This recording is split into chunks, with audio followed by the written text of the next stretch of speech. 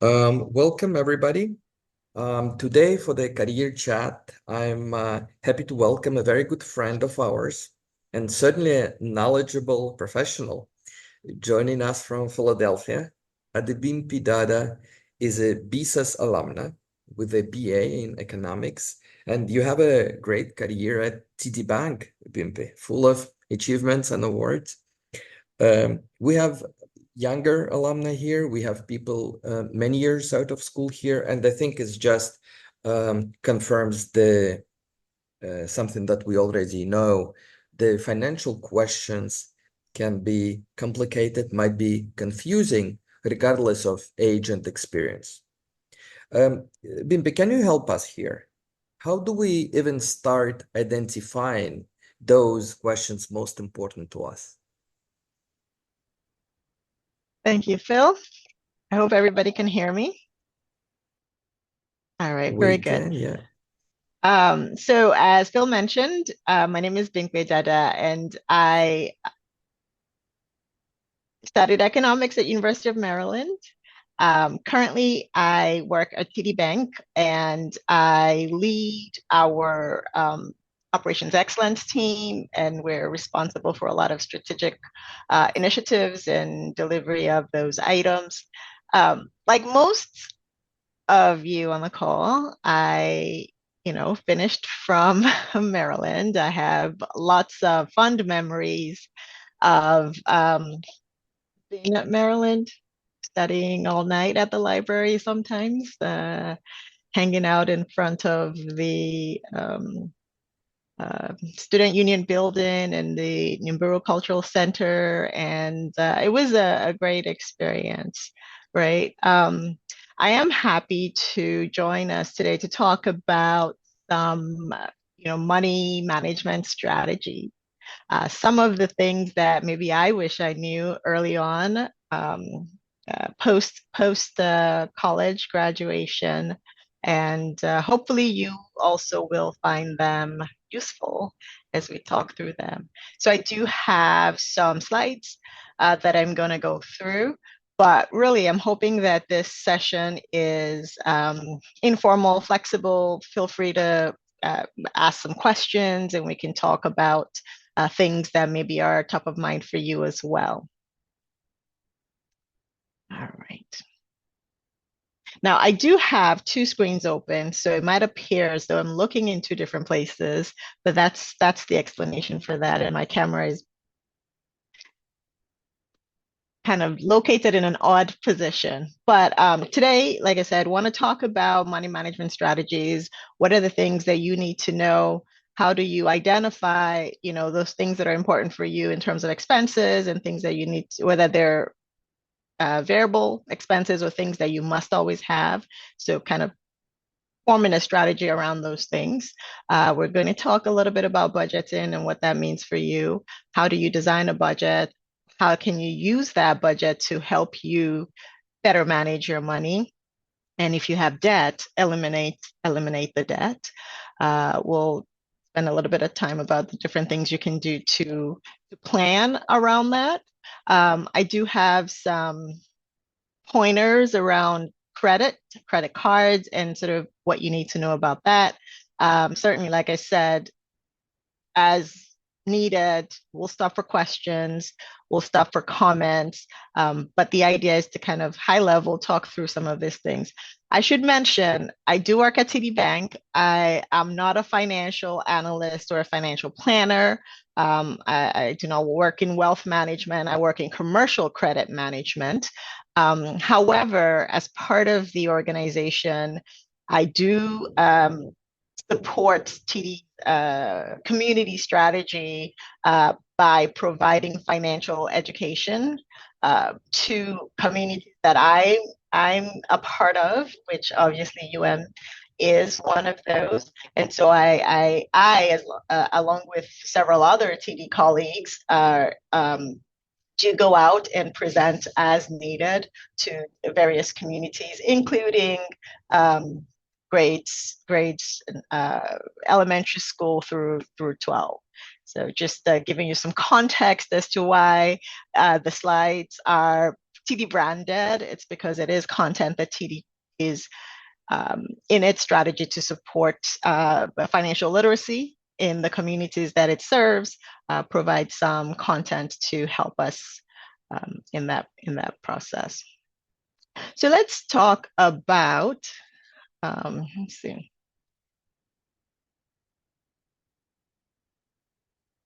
Okay, the paycheck to paycheck cycle is probably something that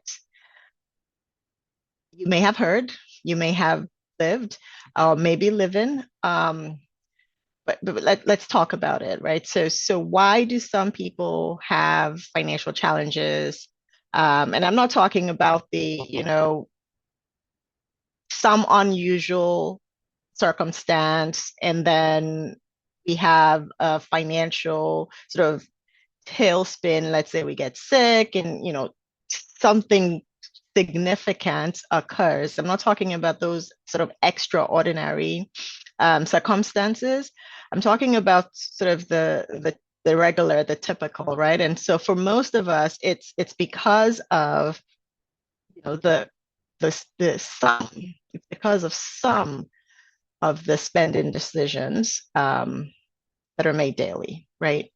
Um, if we have a budget, if we have a plan, even when we encounter sort of significant life challenges or financial challenges, we are often able to navigate through those spaces, situations carefully or flexibly, right? Or with minimal impact or managed limited impact. So the challenge, though, is because sometimes we don't have effective management skills, we are sort of kind of in this cycle where our decisions filter into the things that we're doing around the money. And then we are having to kind of just wait for that next check to come so we can address the things that are coming up. And then we kind of get stuck in that. It is possible to get out of that. And it is possible to never go into that if you're, if you're just starting off. If we, some of the things we'll talk about today may help with that situation. All right. So let's talk about, what are those strategies? One of them that I would say is being clear on what your money is, where it's coming from before it comes, right? Before it comes, know where it's coming from, know how much it is, and then know where you want it to go. And that's essentially what a budget is, right? Is essentially leading your money and not letting your money lead you, right?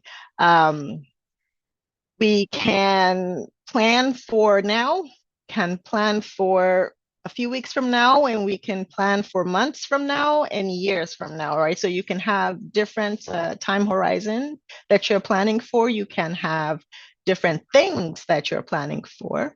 So it's always helpful when you're thinking about money is to um, what must I have, right? What is this thing that I must have? What is this thing that is required for me to live?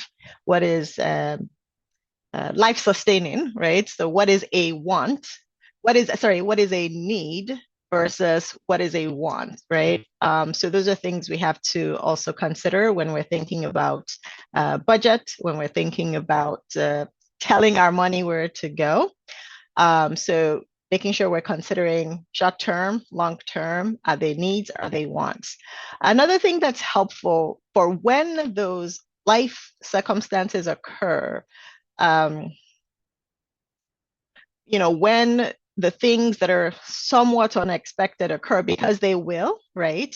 It is sort of the constant in life is that some surprises do occur. So knowing that if one is able to put aside an emergency fund, it helps to sort of buffet that a bit and keep it from creating a significant impact to your financial situation. So, for instance, your car, your tire goes flat, you have an unexpected appliance that breaks down in the house, or you have a significant doctor bill that you didn't expect, or some of those things kind of um, hit you unexpectedly. If you have something set aside, it limits the impact that you feel. It limits it. So that is also something that is I think um,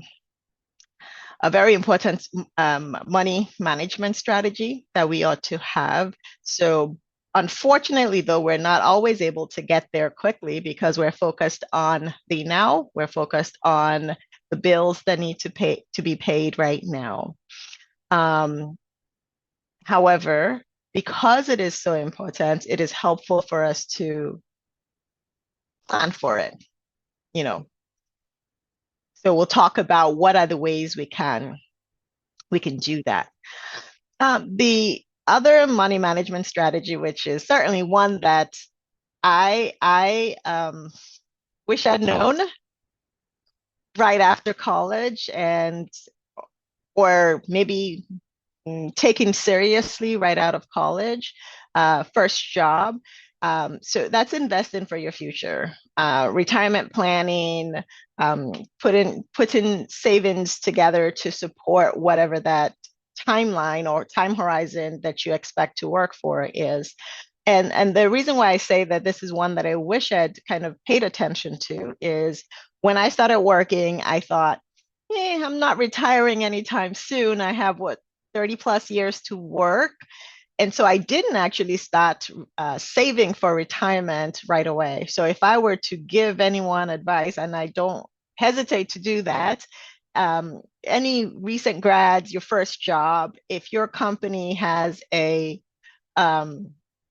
retirement 401k matching program or whatever retirement offering is provided by the company you work for, if they have a matching program, make sure that you are investing at least as much as they're going to match, because that is another way for you to um, rapidly, or more rapidly than just if you were investing on your own, grow that retirement bucket.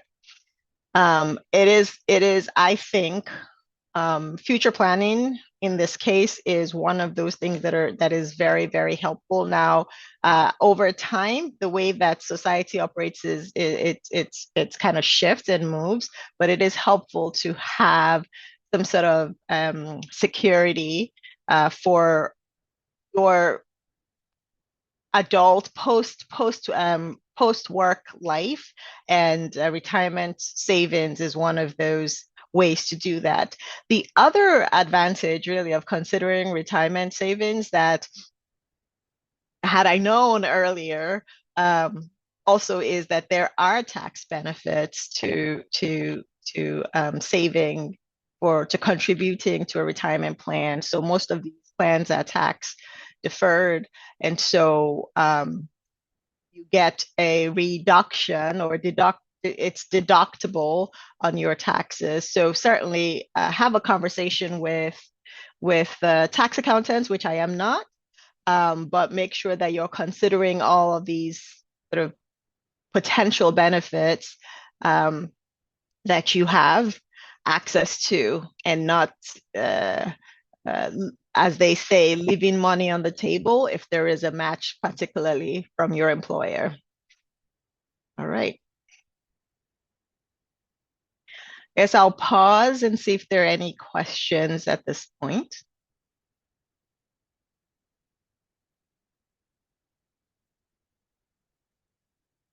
Actually, I have a comment. I see a comment, yeah, in the chat group, and that is exactly right. Exactly the reason why I strongly encourage retirement savings as a critically important money management strategy.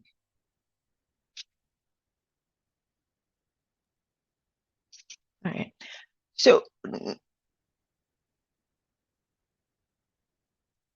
perfect. So the before I move on to the budgeting, yes, the power of compounding is critical, and that is, you know, yes, that is one of the reasons why, again, you don't want to leave the money on the table. You want to make sure that if there is a match, you're taking it. But even if there is no match, also it is beneficial for you to contribute as much as you are capable of, to ensure that you are providing that cushion for yourself for retirement.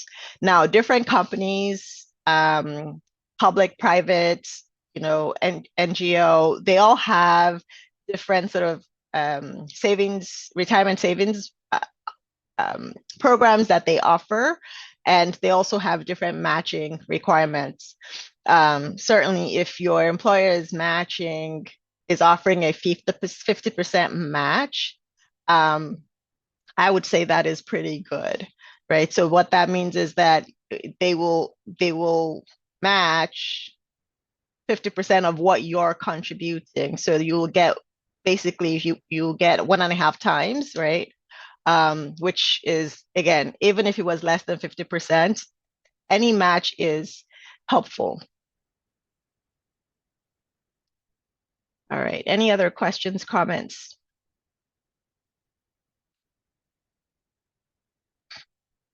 Okay. So I want to talk about budgeting, and there are different ways that you can go about doing this. Um, And on this screen, I have a sort of a spreadsheet option where you can list out all of your um, potential expense categories and all of your potential income categories, and kind of outline what you're expecting to pay each week, and what you have available, right? Now, this is helpful for a couple of reasons. Um, it allows you to see where potentially your stuff could be going, your money could be going.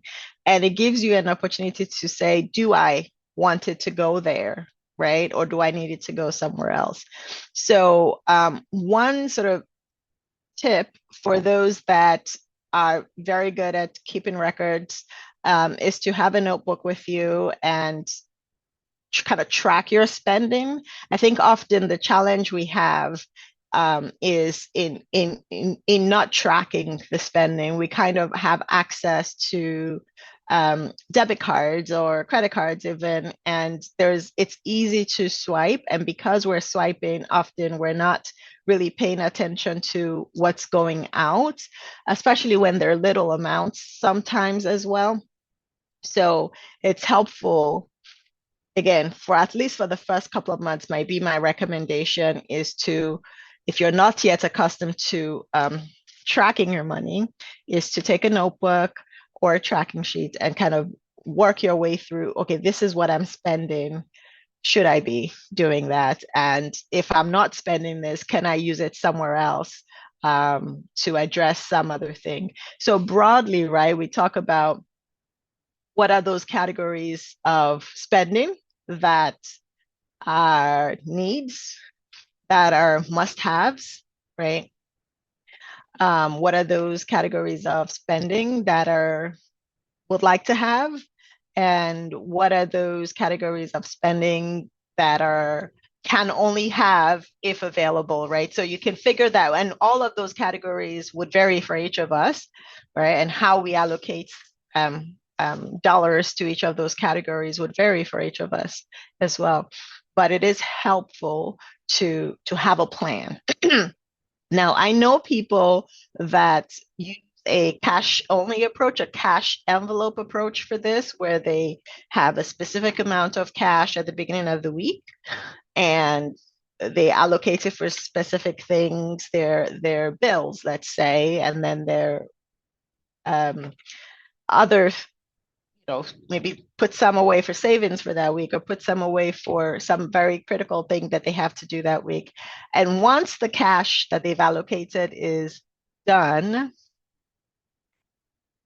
then they are then they're done, right? Spending for that period because their budget is exhausted because they've allocated cash for those specific things.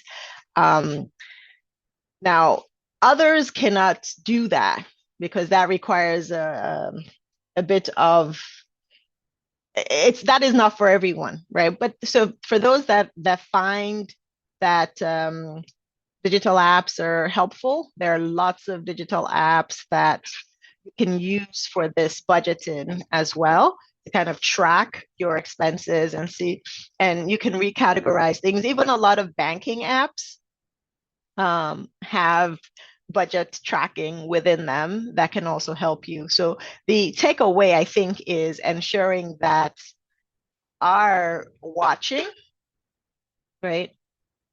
That you are watching the money that's coming in and the one that's going out, and you are making sure that the money is going where you want it to go. So, question about SJ Gas. This budget on the screen is just random information. The items here would be really what is important to you specifically. So this is a local in New Jersey gas company, right? So it could be whatever the appropriate gas power company in Maryland would be, but you're basically identifying, okay, this is how much I have to pay this month for gas or this week, and this is the week of this month that that payment comes out. That's essentially what that is. Excuse me, saying. When you think about budgeting, also there are various strategies that people employ. One common strategy, excuse me, one common strategy is what is considered the 50-30-20 approach, which is basically 50% of your income should be allocated to sort of your needs, right? Meaning, I need a place to stay, right? So my rent, my mortgage, whatever that is included in your 50%. You need to survive. So food is included in that, clothing, right? Included in that. Now, if you let's say you had some other critical expenses, certainly light, power, water, all of those things that come with being able to subsist, you would make sure are included in your 50%. For some people, the allocation can be readjusted, right? Depending on your specific circumstances. The next 30% is usually for the things I want, such as if it's very important to me to, let's say, travel, if it's very important to me to engage in some sporting events, if it's very important for me to maybe go to the movies every now and again, whatever those things are that are my entertainment bucket, things I want to do bucket, I can have them in the 30%. And then the 20% should really be your savings and plan for the future, right? And again, it can, all of those things can be adjusted as needed per personal preference. So there may be periods in my life where maybe I'm not paying my own mortgage, maybe I'm not paying my own rent because maybe I'm close enough to, maybe I'm a recent college graduate, I'm close enough to my parents and I can stay in their home for a bit. Then maybe I shift that and make 50% my savings and future, and I make, you know, you know, 30% what I'm spending now on my fixed or must-have expenses, and so you have the flexibility to adjust that in some situations, right? Depending on what your current life circumstances are. Sometimes you don't have as much flexibility, right? But the goal is to figure out how much you have coming in, figure out a plan for where they're going. And if they're out of whack, meaning if your already defined expenses already exceed 50% of your take home, then there may be an opportunity to uh, reassess something. So let's kind of look at the um, next slide, right? We'll talk about, well, when that is the situation, or if that is the situation, it then becomes important to say, what must I have? Meaning, what is in need? And what do I want to have? What is it that I like to have? And then you have to really start outlining those things. And this is where you begin to say, okay, what is an expense that is not necessary for me? Um, so yeah, so for instance, I mentioned earlier in terms of defining your needs, and I mentioned food, clothing, shelter being sort of baseline for all of us as humans, right? But what those look like would vary. So for instance, if I have this amount of income and let's say I want to live in this part of town that costs, let's say, 4 grand a month for rent, and I'm making 5 grand a month, let's say. If that's the situation, then I know I must have shelter, but I have to re-examine if it is reasonable for me to have 4,000 a month shelter on 5,000 a month income. Do you understand what I'm saying? So that's basically sort of figuring out how do I need to make adjustments to my critical needs to be able to support my critical needs. And that's when we start making changes to how we're spending. So if I know I must eat, but do I have to eat restaurant prepared gourmet meals 5 nights a week? Or is there an alternative that still gets me my basic needs met in a healthy manner, but doesn't cost that much, right? So those are ways that we can make adjustments. And if there are things that we know we really don't need to have, then this is also that area where we would say, okay, maybe it's time to not have that or have less of it, right? So maybe if I'm going to the spa every week in a month, maybe I can do just once a month instead, or once or twice a quarter instead. So those are things that each of us has an opportunity to do by assessing our own um, specific situation. Now, the other thing that often may have to happen is if after you've adjusted for the unnecessary things and um, figured out how to manage your spending and all of that, and it's still not getting anything done, then it may be appropriate to consider other sources of income. And what that means sometimes is, do I do some other things on the side? Which, to be frank, is often a good idea to have multiple sources of income.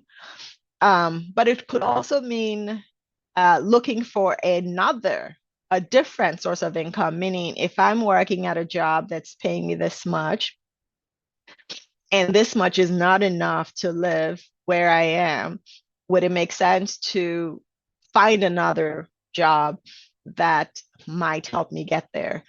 Now, the advice I might give to my family is, well, find that other job first before you leave this one. But that is something that people may want to consider is, if I've done all of these adjustments, does it now make sense for me to start looking for something else or something more to make sure that I'm able to meet my needs? And sometimes that is in situations where it is possible, it is working overtime, it is doing some additional work on the side, or finding entirely new work that is better aligned. All right. Any questions on this?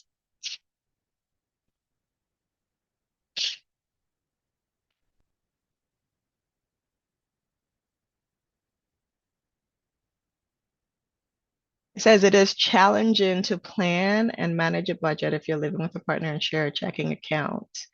That is actually not a question. It's a comment, but I think it's an important comment. And so usually when you have a partner and we are talking about combined resources or combined planning or combined arrangements, it is usually um, very important to make sure that the people in the partnership are in agreement and are essentially rowing in the same direction. So, um, you know, I've heard of people having budget committee meetings in their families, in their units, because it is important if you have a goal and plan to make sure that the people you are working with and walking with are in alignment with the goal and plan, or at least if there's an opportunity to get in alignment with something that both parties or all parties are is acceptable to all parties in that partnership. So definitely, if that is the situation where your income and your budget is not singular, it is critically important that you're working with the partner to make sure that those goals can be met and those adjustments can be made together. All right. Any other questions? So we kind of already talked about parts of this a bit, but again, how do you go about your budgeting, right? It's listing all of those sources of income. If you have a job, you're listing that. If you typically get some, compensation from some other source, make sure you're listing that. Uh, uh, if there are various sources of income that people may be typical for people, maybe previous insurance proceeds that come on a particular schedule. Maybe there are holidays where it is typical to receive a certain amount of gifts from various people. All of those things. And some people have alimony payments. People have different things, right? All of those things should be considered, particularly if they are consistent. If they're not consistent, you may not want to consider them, but sometimes it's helpful to have a full picture of what's possible, right? And then once you've identified all of those, um, then you can kind of start your process. If you have those inconsistent or occasional um, sources of income, you may not want to include them in your budget planning, but you may want to sort of mark them as potentially available as extra, right? But you want whatever is listed as your source of income here to be what you expect to be able to use to support your expenses. So track your expenses. And I think the key word here is tracking, right? So it's not just writing down the list of potential expenses. It's not just knowing that you have a budget somewhere. It's really kind of recording everything, ideally categorizing everything so that where you're spending your money and how you're spending spending your money. So if you're talking about, how often are you buying gas? How often are you paying toll? How often are you having to repair your vehicle? All of those things can be categorized as transportation expenses. If you're talking about your rent or your mortgage, and maybe you have a HOA due, maybe you have utilities, all of those things can be considered as home and living expenses, right? If you have groceries and dining out and things like that, you can categorize those as your meals and things like that. And if you're in school and you have to buy books every or handouts every now and again, you may want to have a budget for that, because that is something that you may need to do every quarter or something like that. And then the next thing, after you've kind of tracked all of your expenses, is to see if all of your income was spent or if there was anything left over at the end of that period. Now, this is really sort of um, the, the outcome of the budgeting is what's happening at the end, right? And so if you have overspent, so this is where you then have that conversation with yourself or your partner and say, okay, what do we need to do to make adjustments, right? If you have saved, then that is a conversation again, maybe a pat on the back, and you can move the plan to have those funds support your savings or investment strategy. Now, this is not, as I say, a one and done activity. This is typically expected to be ongoing. So, like I said earlier, there are times when your life situation should require you to make an adjustment to your budget, right? So you do want to make sure that you are reviewing your budget regularly. You want to make sure that you are adjusting your budget as necessary.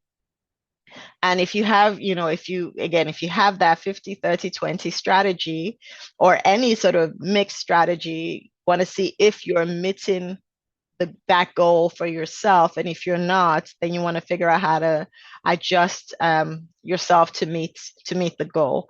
So one thing I do as well is separate from my overall sort of budgeting approach. I also have specific savings goals that I make, and I kind of separate them. And there are banks or banking products that allow you to do that, where you may have a little space within your savings account where you can kind of keep something for a particular reason, and you can have multiple of those things if needed.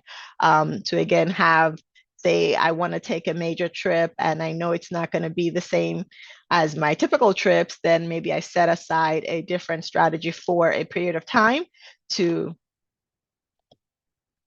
allow me to get there, right? So that is these basically are your ways that you can use to um, plan your budget, work your way around it, and hopefully avoid sort of being behind the ball, kind of trying to chase it all the time. If you have a plan for where the money's coming in from, where it's going, shifting priorities as necessary, it would help you um, to avoid that, as I say, paycheck to paycheck cycle. Any questions?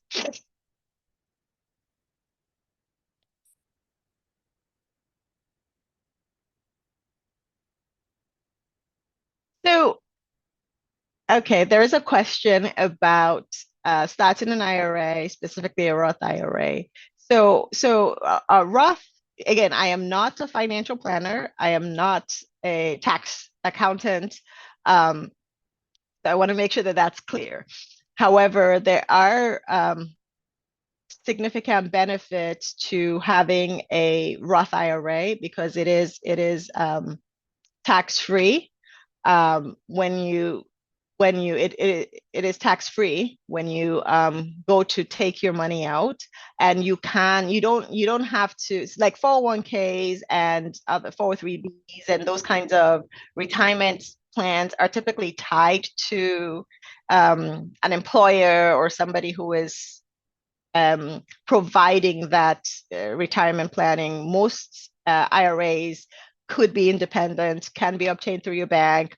And so it doesn't have to be tied specifically to an employer. Now, keep in mind, those retirement plans that are employer tied or provided will move with you. It is your money. It will move with you where if you do move wherever you go, there are instructions and guidelines for how you roll over is what it's called, but you have that option to take them with you. But again, I would recommend, if it's possible, to have conversations with tax accountants or tax advisors or even financial planners to kind of get a sense. And often some of those preliminary consultations are do not cost you anything, but they would provide you a sense of what's possible based on the specifics of your scenario. We didn't talk much about um,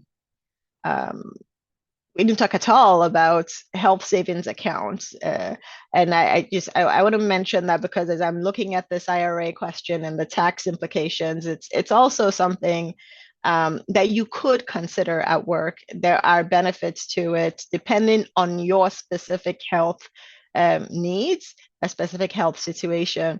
But it's called a high yield um, plan, and there are different kinds that are offered by different areas. You could go through your employer, you could go through other financial institutions, but the idea is that you are able to put aside money from your paycheck pre-tax that you can use for health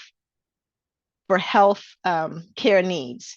And so if, for instance, you are expecting to have to pay out significantly for some medical procedure, it might be appropriate for you to consider a high deductible plan. That's what those medical plans are called. But then they typically come with an HSA account, which allows you to then invest the funds that are being saved, and you get to allocate up to a limit how much you want coming out of your checks. But what that does is it limits or reduces your taxable income, which is beneficial for year end when you have to pay taxes, or when you're assessing how much you paid in taxes, if you paid enough, if you need to pay Uncle Sam back some. Um, so that is also something that I wish I'd known earlier on. The low deductible plans are great, they work, but you may want to examine your own particular situation and see if it's appropriate for you to consider other sort of approaches that may offer you various benefits too.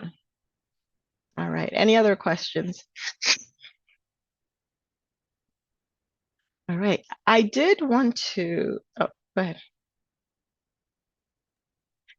I just wanted to thank David for that question, but maybe later we can talk a little bit about how do you select a financial advisor? Because every time all people we talk to, they say, you know what, I'm not the, tax advisor, as you just mentioned.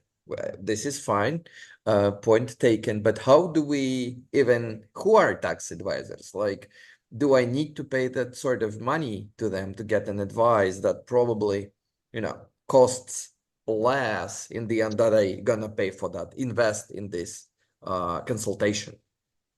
Yeah. So, okay. So I would say every consultation I have had, I have not paid for. And I think often that is the case with most of the with most of of the financial advisors. The goal is to kind of give you insight. And then if you decide that you're going to take their advice, in most of the time that involves, them sort of helping you manage your assets in some way. There are fees involved with that, and they're reasonable and expected. And so I guess the question was, how do you select an advisor? I think ultimately it for me, it would go back to, how do you select just about anybody you decide to engage in a relationship with, because this is a relationship that you're establishing with this company or individual to help you manage your money, to help you manage your or reduce your tax liability, to help you increase your net worth, whatever your goals are, or you're engaging with this person to help you achieve those goals. So you have to consider if that person or that group is an appropriate fit for you. So it also depends on what your goals are. So if you're looking to, let's say, invest, right? And maybe you are an aggressive investor, meaning you are not so concerned about risk. Or if you're a low risk type investor, meaning there's specific things that you don't want to consider. You kind of want your money to grow. You're okay if it's growing at a slow pace, but you really don't want to lose a lot of your capital. So I think those are questions you would have to ask yourself. And then you would have to look at the places you're considering and saying, how do they help with those things that are important to me? And if they are able to help with those things, then it makes sense to work with them. So I will say personally, I have and I'm not recommending this, certainly. But I've done a lot of my own stuff myself. And the reason for that is because I kind of just, I would say probably a low risk person on a regular day. And so I kind of um, take little steps in certain spaces. And so I prefer safety and security in some circumstances, but depending on you and what your needs are, I would say have those conversations. There are different, in fact, there are tools as well that are available to you that you can use to sort of manage some of these things yourself. Banking programs have different tools, particularly tools that allow you to aggregate your assets. So you can put all your banking accounts in a particular tool, you can put all your credit accounts in a particular tool, and you'll be able to see all of those things there, um, including your retirement accounts, including your home if you have a home, your and any other kind of asset that you have, and you're able to see all of these things in a single tool. I've used tools like used to be called Personal Capital. It's now called Empower. I've used SoFi. So there are tools that are available to you if you kind of want to dip your toe in and see how it feels. But I would say if you're exploring engaging with a financial planner, a certified financial planner, CFP certified financial planner is typically a better approach if you're considering that. But have the conversation with them, see what they're offering or what they can do for you, and if those things meet your specific needs.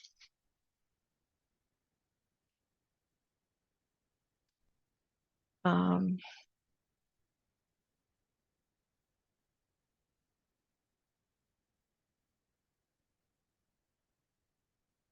okay, and David has some very, very um, good uh, advice as well that he's sharing in the chat. And insurance is actually something that when we think about our financial strategy, that a lot of us don't pay attention to. And it is a very important part of our financial strategy. Particularly, it's important for all of us, but particularly important for those of us whom others rely on. So, for instance, if you have children or parents or relatives that are dependent on you for their home and their food and their sort of life sustenance, those kinds of things, and they're dependent on your income, it is essential that you have life insurance in place. Again, there are insurance advisors that we should be talking to make sure that we're getting the right fit for us for our specific needs. Um, I think that is something that's important as well. I do have on the screen here just some, just again, if you didn't know, you may already know this, but if you didn't know, there are different factors that go into determining your credit score. Payment history is the biggest part of that. Making sure that you are paying on time. If you do have credit card or any other kind of debt, making sure that you're paying on time is important. At 35%, the percentage, the amount you owe, right? The amount you owe relative to the amount you can owe, right, is another factor in there. So if you've got $100,000 in credit limits and you only have 1,000 outstanding, that looks different than if you've got 5,000 in credit limit and you've got 4,500 outstanding. So keep that in mind as well. How long you've had credit. So each time, and it's usually average, right? So each credit line that you have, so let's say credit card, a loan, I mean a car loan, a mortgage, any of those things, the date that they're established is used to determine your average or length of your credit history. And so if you've got older stuff, it has a better impact than if you've got newer stuff. And then the frequency also of new applications. So it's not recommended really, unless you really need to get new credit. It's not really recommended to get too much or too many. And then the types of credit also have some impact in the scoring. Now, the scoring, is, and some of you may already be aware of this because maybe you've tried to get a loan or you've tried to do something. So when you have no history, it's not good. And then when you don't have good history, that's also not good. No history means you haven't established any sort of credit arrangements. And so maybe you don't have any credit cards, you've never had any loans or anything like that. It's not bad, but it's not as helpful as if you have some where you've demonstrated positive repayment history and things of that nature. Now, it is important to make sure that you're aware of all of your credits and all of your creditors and what their expectations are of you. And if for any reason you are in a tight spot, it's usually helpful to reach out to them and ask for help. And most times they are responsive to your ask for help, meaning if you say, you're having a challenge this month, they might offer you a payment, waiver for that period. But it's better to do that than to miss the payment. It's also better whenever possible to pay off the entire limit each period. That way you don't actually have to pay interest. If you do have to pay interest, it becomes important to consider what it is you're using that credit card, let's say, for. And is it something you would want to pay interest on? So let's say if I went out often and I ate out often and I use my credit card and I forgot to pay it off at the end of the month and I have to pay interest on it, do I want to keep doing that? That's something to also think about. My personal recommendation, what I do is I use a credit card that has benefits, a card with points. Um, Again, each person's personal preference may vary. I recommend if you're going to use a card that's got some benefit for you, and ideally pay off the credit card timely. Because again, you will pay interest, and so it may not be as beneficial if you're having to pay on what you already paid. And so, David also pays off his balance every. That is my very strong recommendation as well. Um, if it's possible. If it's not yet possible, this is where we talk about, working on the budgets, creating that emergency fund little by little, and then getting out of that cycle to where it becomes possible.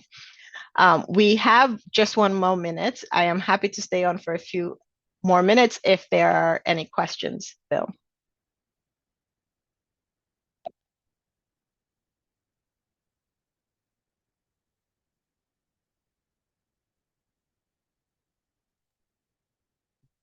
I guess just to complete this record before we go, any other questions the audience might have. I just wanted to I want first to thank you very much, Bimpe. This was super interesting. I think this is exactly the type of information we need. And I like the fact that you referred to it many times as something you wished you knew when you were out of college, because that's exactly what we try to deliver this information, not only to those who are here in this Zoom room, but also we're gonna post this video on the YouTube channel. So anyone who's interested can review that. And that's very valuable information. Thank you for that.